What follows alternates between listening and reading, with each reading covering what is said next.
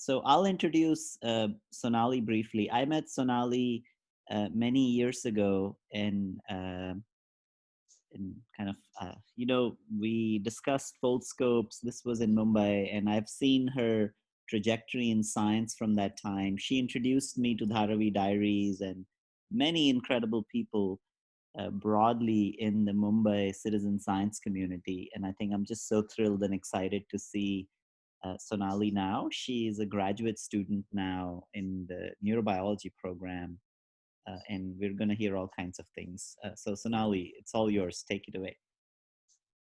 And again, we're sorry for all the technical glitches, but so is life.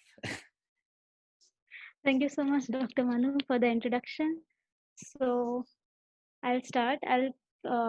As you all know, I'll be taking you through the hidden patterns of nature. So uh, I'll start with this short video which I recorded outside, like in the campus in Bangalore.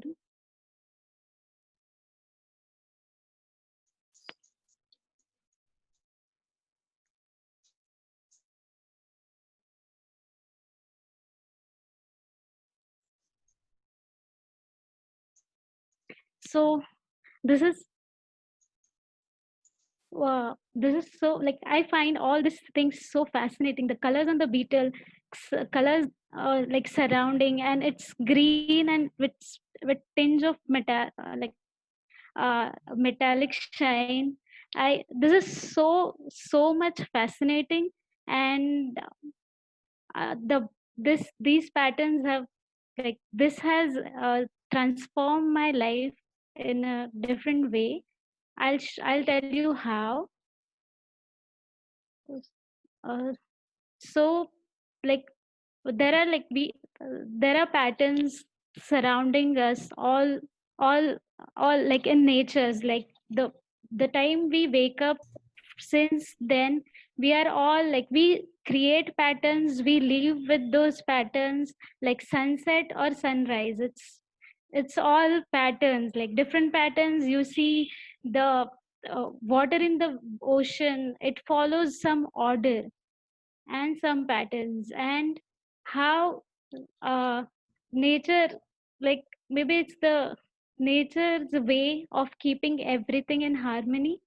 And you'll find different kinds of pattern, like spirals, then tassels, waves, everything. So this is the pattern, like the way world we live in. So before you saw the some like nature, like this is also nature, but this is created by us.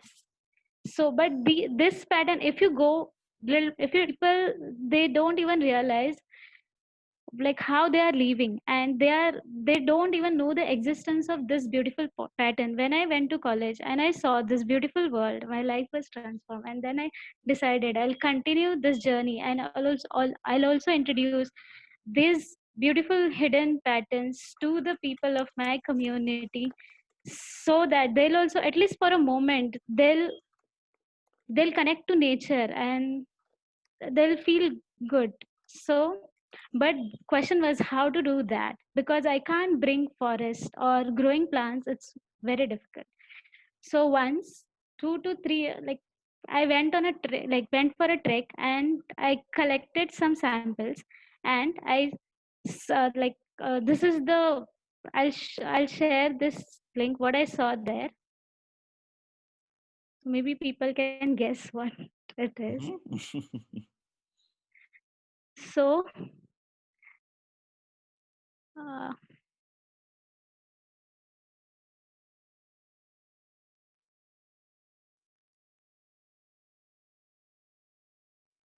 Sonali, can you hear us?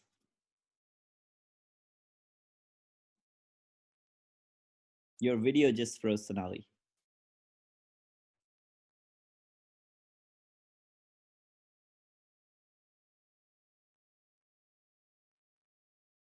Sonali, can you hear us?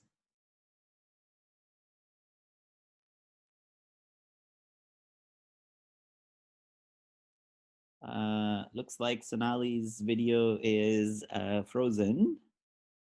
We're gonna wait for her to see if Sonali, can you hear us?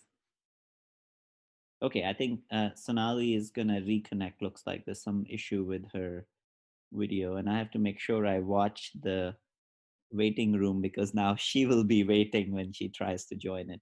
Um, Actually, yeah, while we're waiting, oh, Sonali, you're back. Okay, can you share your screen again?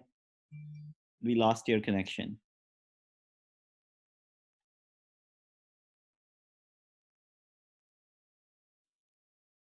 Can you hear us, Sonali?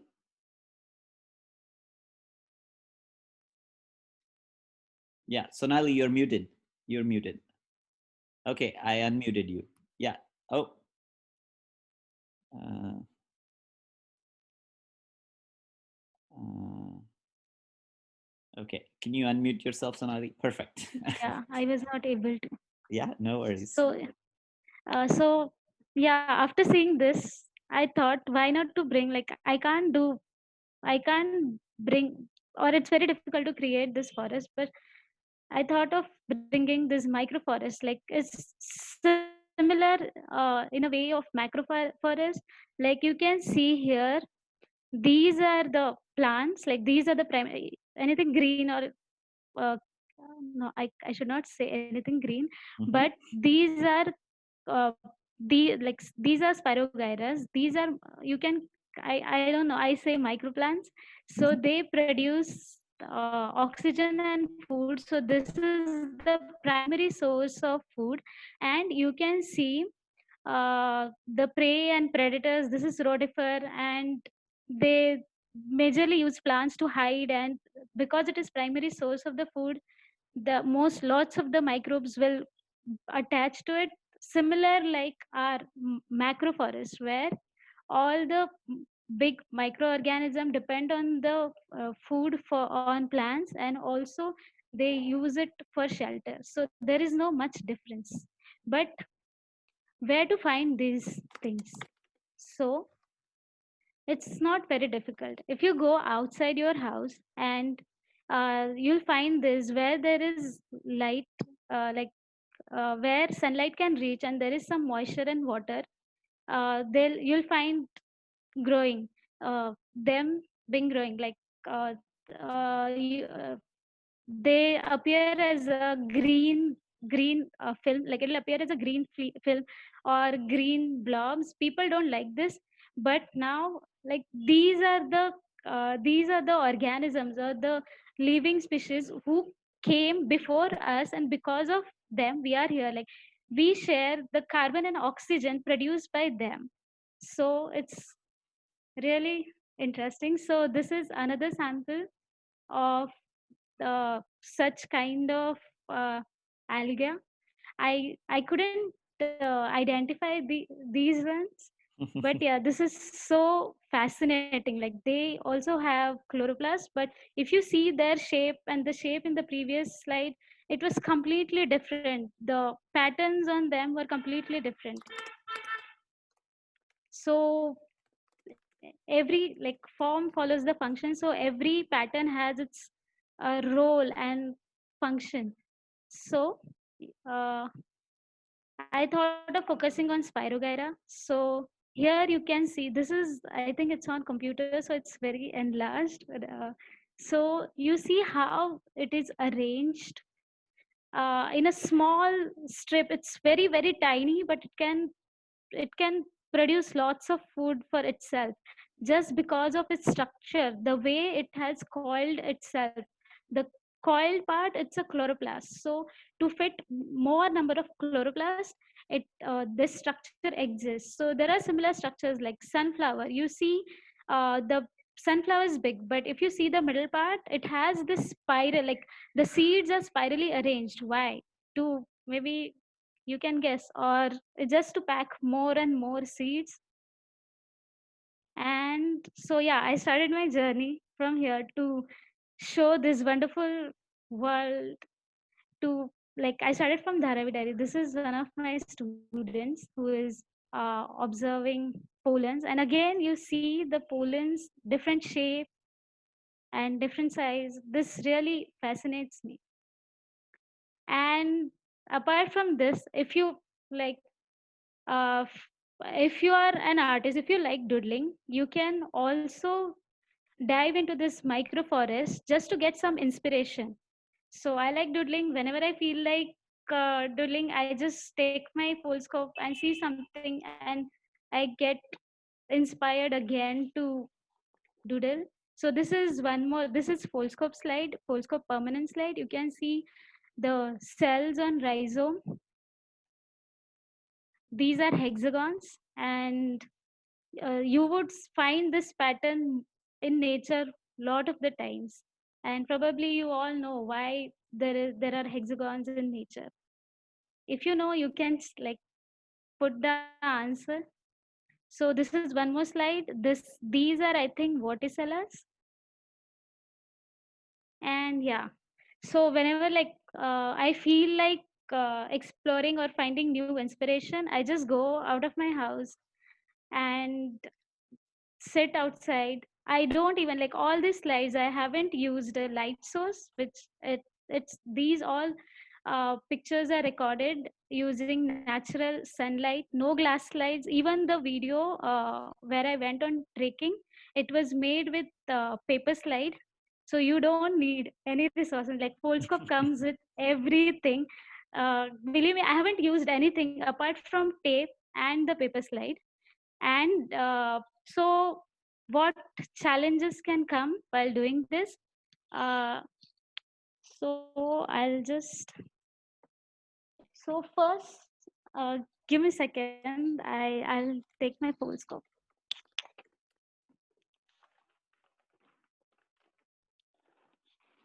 Yeah.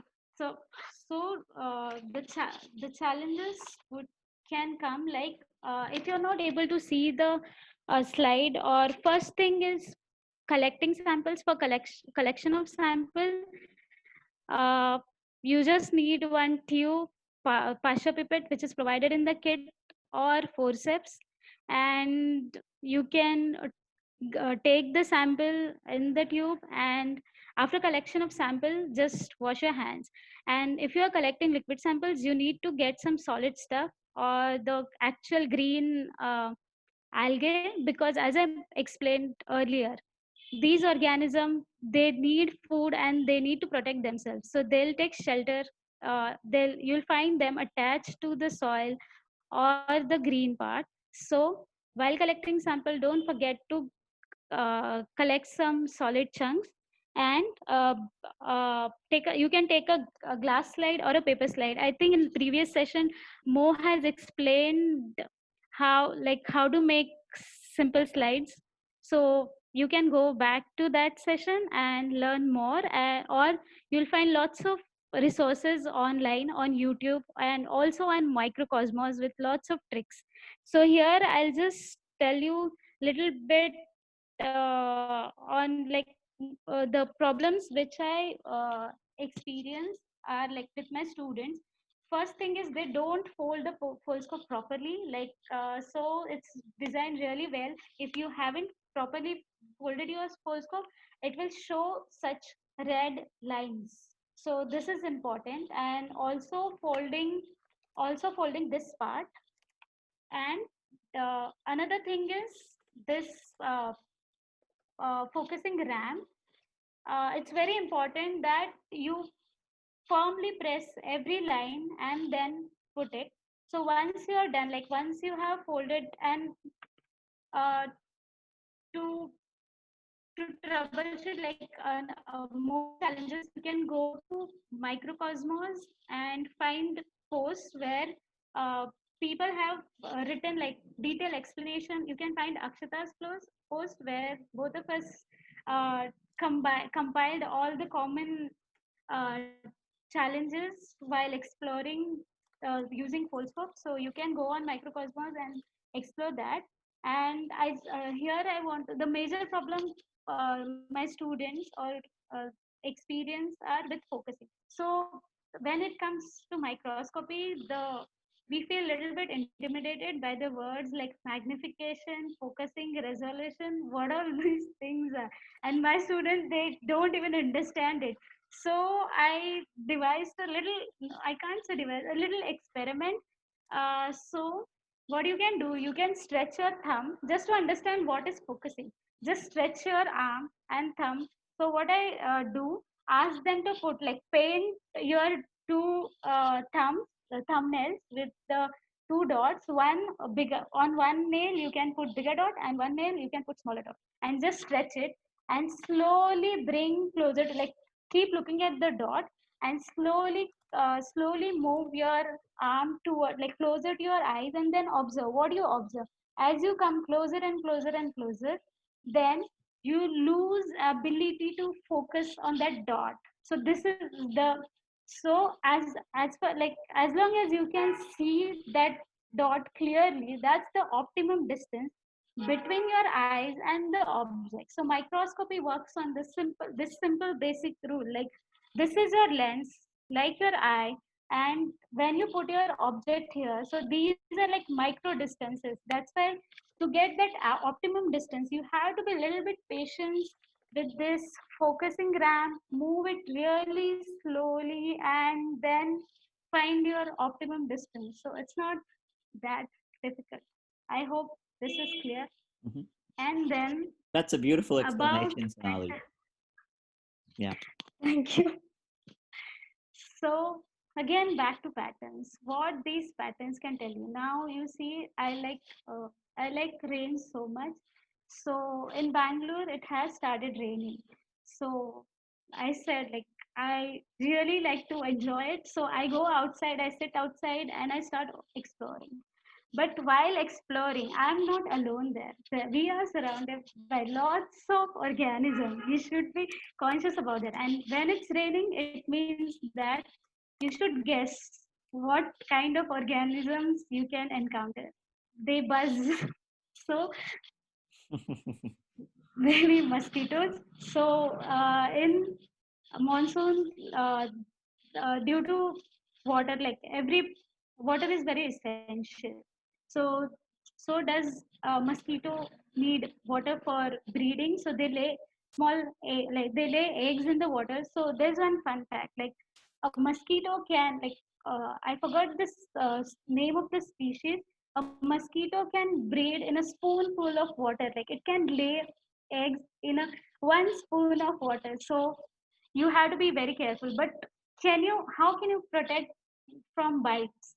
So what I do, I just like, it's everyone's natural tendency. When mosquito approaches us, we swat them. Like, we'll we'll mash them, and even I do that. But before throwing them, I just take a closer look at them and observe the patterns on them. So for you, I found, like, there's one more thing. Like, when during lockdown, I observed, like, all the time I was inside home, and I made one observation. Before this, I used to experience these bites in the evening. But when, like, 24 hours I was in the home, so I observed in the morning, different sorts of mosquitoes come. In the afternoon, there are less mosquitoes in the afternoon, but in the evening, different mosquitoes come, and even in the night, different kinds of mosquito comes. Different kinds mean different color, different shape, different size, and even different pattern. So you'll see more on that. So I found this mosquito. Maybe if you guys are good at identifying, if not, then I'll tell you. So this mosquito is known as Anopheles stephensi. So this mosquito will enter your. This is particularly nocturnal, and this will enter your house in the night time, and you can see the patterns on its wing. I wonder why it is brown in color, but you can see the vibrant pattern, like it, uh, and this is its signature, that which is saying that, I'm like, I don't know whether I find this interesting. Like, in nature, there are some organisms which have very vibrant patterns, which don't have vibrant patterns. The species with vibrant patterns are always dangerous, or they tell us that we are dangerous, be away from us. So I feel something similar here. Like, this is saying that I look a little bit, like, it looks a little bit vibrant. So what I did, I took this wing and put it under microscope. So this is 140x lens. For this image, you need 10x magnification, like 10x lens, which comes with the Foldscope. So you can see here. So now here you can't see the little bristles, but if you go closer to this, you can see that. Can you see my cursor? So this is the wing of the Anopheles. There are these patches of bristles, and also bristles here, and then there is different color, and then again bristles here. So next time you spot a mosquito, maybe try to save wings to know what kind of mosquito is it and what dangers it possesses. This is my favorite. It looks really good, but this is the deadliest one. So this is the mosquito of this carries the parasites of dengue. So you can see the white and the black patterns on its leg and on also on its thorax.